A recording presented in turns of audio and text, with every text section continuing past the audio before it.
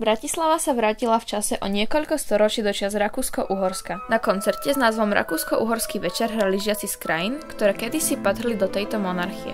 Prišli žiaci z Rakúska, Maďarska, Česka a samozrejme aj zo Slovenska. Organizátori koncertu chceli poukázať na spoločnú históriu a kultúru, ktorá spája v krajiny v strednej Európe.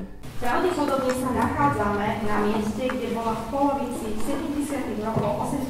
storočia slávnosť, na ktorej bola aj Mária Terezia, ktorá počúvala kapelu Groho Esterházyho, ktorú dirigoval Jozef Haydn. Na výkony svojich žiakov bola mimoriadne hrdá riaditeľka základnej umeleckej školy v Brne. No samozrejme, že som nadšená, že som pyšná na svojich žiakov. Fantasztikus estet hallhattunk most, ennyi tehetséges gyermeket egyszerre ritkán lehet hallani. Nagyon nagy megtiszteltetés és öröm volt részünkről, hogy mi itt lehettünk. Myšlienku zorganizovať Rakúsko-Uhorský večer veľmi ocenili hostia z Rakúska, teda krajiny, kde dlhé roky sídlili Habsburgovci.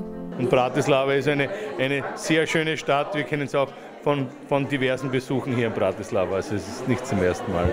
Koncert, ktorý zorganizovala ZUŽ Jana Albrechta, nadväzuje na projekt pred 10 rokov, ktorý niesol názov Spoločná história nás spája. Vtedy boli do projektu zapojené iba dve krajiny, Rakúsko a Slovensko. Lili Hnatová a Rastia Fabian, ZUŽ Jana Albrechta.